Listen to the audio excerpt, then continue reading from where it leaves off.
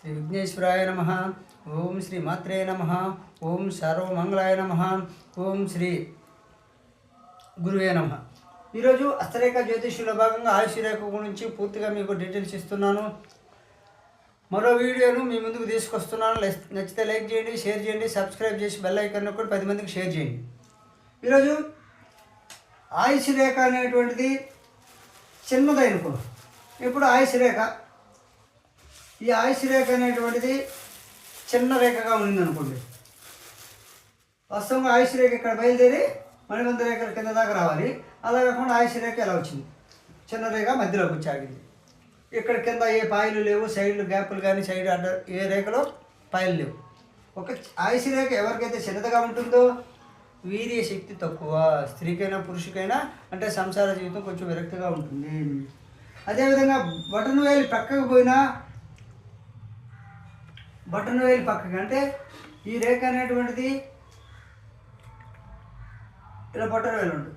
ఇలా బటన్ వేలు ఈ సైడ్ బటన్ వేలులో ఇట్లా ఆయుష్ రేఖ ఉంది అనుకో. ఎవరికైనా బటన్ వేలు పక్కకి ఆయుష్ రేఖ పోయిందనుకో, పోయినా ఇంద్రియ పరిపుష్టి ఉండదు. ఈ ఆయుష్ రేఖను బట్టి ఒక స్త్రీకి కానీ పురుషుడు కానీ వివాహానికి సుముఖుడా కాదని తెలుసుకోవచ్చు. ఈ విధంగా ఆయుష్ రేఖ అనేటువంటిది ఈ యొక్క బటన్ వేలికి సైడ్గా ఇట్లా విధంగా పోతే అంటే పక్కగా ఉండాలి. వారికి వీరి పుష్టి తక్కువ ఉంటుంది, సంసార జీవితం కొంచెం ఇంట్రెస్ట్ ఉండదు. అదేవిధంగా శుక్రస్థానం పూర్తిగా చుట్టని ఎడలా. శుక్రస్థానం అనేటువంటిది పూర్తిగా ఇలా చుట్టాలనుకోండి, ఇలా చుట్టాలి. ఇదంతా శుక్రస్థానం. అలా కాకుండా శుక్రస్థానం పూర్తిగా కాకుండా శుక్రస్థానం పూర్తిగా చుట్టని ఎడలా అంటే ఇలా వచ్చేసి ఇలా మధ్యలో ఇలా వస్తుంది. అంటే శుక్రస్థానం ఎడదాకా ఉంటుంది. ఇలా కాకుండా మధ్యలో పెట్టి వస్తుంది. అంటే శుక్రస్థానం పూర్తిగా చుట్టని ఎడల. అదేవిధంగా ఆయుష్ రేఖ చిన్నదిగా ఉన్న ఎడల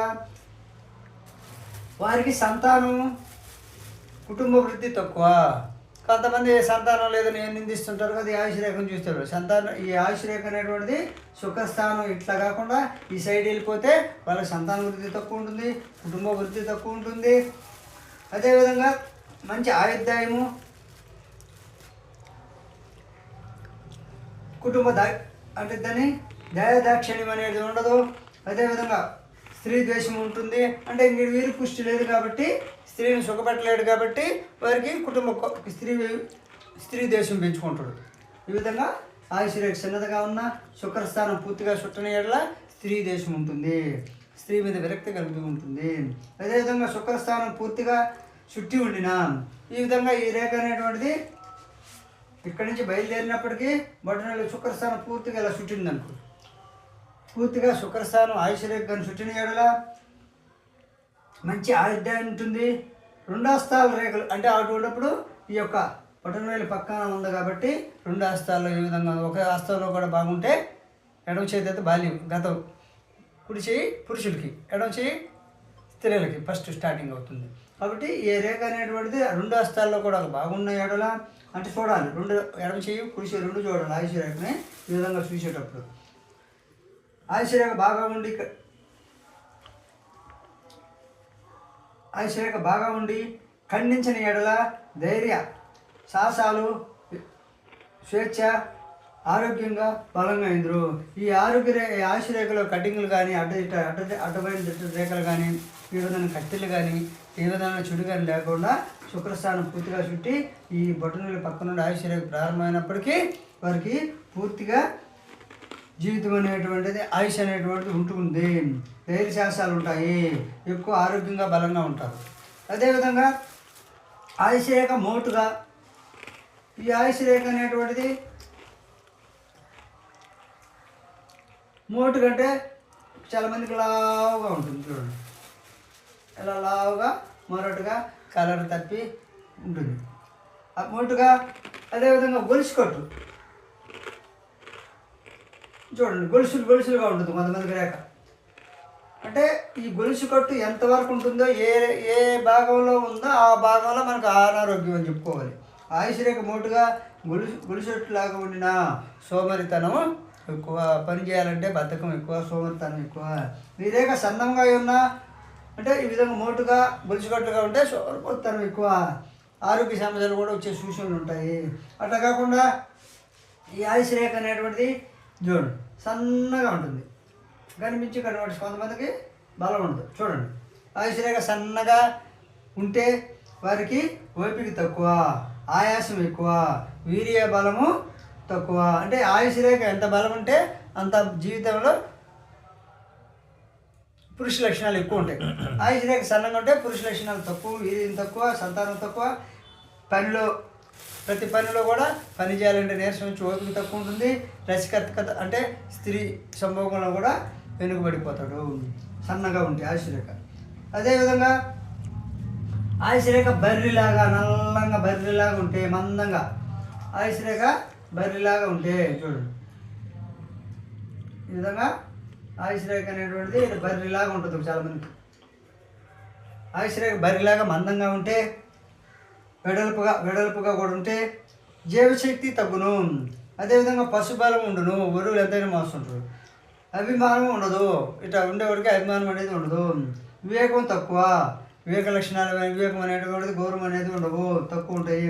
ఇతరుల మీద ఆధారపడి జీవిస్తాడు. ఈ విధంగా ఉన్నాడు పని చేసి బతుకుతుంటాడు. వ్యాధులు అంతా తేలిగ్గా రావు, అంటే ఇటువంటి ఆయుష్ లేకున్నాడు వ్యాధులు తేలిగ్గా రావు, వస్తే తగ్గడం కష్టం అనమాట. అదేవిధంగా రబ్బర్ వలె మామూలుగా ఉన్నా ఈ రేఖ అనేటువంటిది మనకు రబ్బర్ తెలుసు కదా, రబ్బర్ లాగా సాగినట్టుగా అనిపిస్తుంటుంది.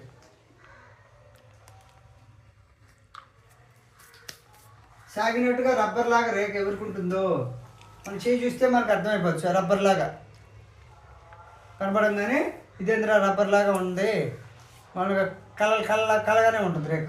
రబ్బర్ లాగా ఎవరికైతే ఉంటుందో వారికి ప్రయోజనం చేకూర్చును. అదేవిధంగా ముందంజ వేసే యోగం శక్తి ఉంటుంది. అదేవిధంగా మెత్తగా ఉండింది అనుకో, కొంచెం చేయి తాగడం మెత్తగా ఇది రబ్బర్లాగే కానీ కలర్ అట్టుంటుంది. ఇది మెత్తగా ఉండింది అనుకోండి, ఇది కూడా ఈ రేఖ అనేటువంటిది మెత్తగా ఉండింది అనుకోండి, ఇక్కడ చీపెట్టి చూస్తే తెలుసు కఠినంగా ఉందా మెత్తగా ఉంది. మెత్తగా ఆయుష్ రేఖ ఎవరికైతే ఉంటుందో మందమతులై కాలక్షేపించేవారును. అదేవిధంగా బొదుగు తక్కువ, అదేవిధంగా పట్టుదల ధైర్యం తక్కువ. విధంగా ఆయుష్ రేఖ మెత్తగా ఉంటే పట్టుదల ధైర్యం తక్కువ, ఎదుగుదల తక్కువ ఉంటుంది.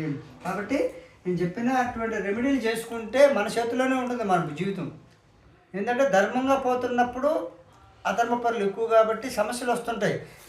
మామూలుగా మనకు అనుకోవచ్చు అధర్మ పనుల నుంచి కొంచెం దూరంగా రా. ఇప్పుడు ఎవరైనా సాయం చేయమన్నాను అనుకో, వాడు 100 ప్రశ్నలు వేస్తుంటారు, లేకపోతే సాయం చేయరు. నువ్వు పైకి రావాలన్న కోరుకో. ఏదో ఒక విధంగా ఒక చోట నీకు తీవ్రంగా అన్యాయం జరుగుతుంది. అన్యాయంలో ఎదురు నిలబడి యుద్ధం చేయడం కంటే ఆ మోసగాళ్ళు ఎట్లా ఉండదు, వాళ్ళ కర్మని చెప్పేసి ఇంకో పని ప్రారంభించు. తప్పదు కదా.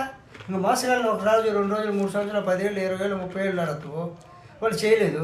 అప్పుడు నువ్వు ప్రత్యామ్నాయం వెతుక్కోవాలి, లేదా యుద్ధానికి సిద్ధపడాలి.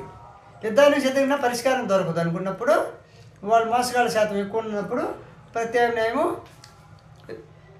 ఎత్తుక్కొని నీ కుటుంబ వృద్ధిని నీ కుటుంబాన్ని చూసుకోవాలి. తప్పదు. ఇంక మనం కొన్ని సమాజంలో ఉన్న మోసగాళ్ళు అలా ఉన్నప్పుడు మనం ఏం చేయలేము కదా. కాబట్టి మెత్తగా ఉంటే కాలక్షేపం చేయవారు, బుదుగు తక్కువ, పట్టుదల ధైర్యం తక్కువ. అదేవిధంగా ప్రారంభంలో చీలికలున్నా ఈ ఆయుష్ రేఖ అనేటువంటిది గతంలో ఆయుష్ రేఖ లాస్ట్లో చీలుకుంటే చెప్పున్నా, ఇప్పుడు ప్రారంభంలో చీలుకునింది అనుకో.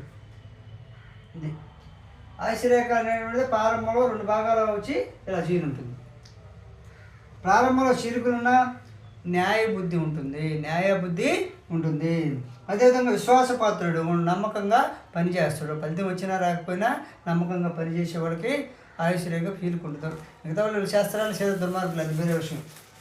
2 కుజంలోకి వెళ్ళిన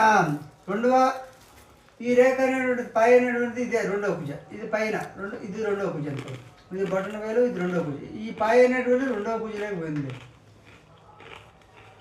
2వ కుజలోకి ఈ పై అనేది పోయినా అంటే అస్థిరత్వము, విశ్వాసరహితుడగును.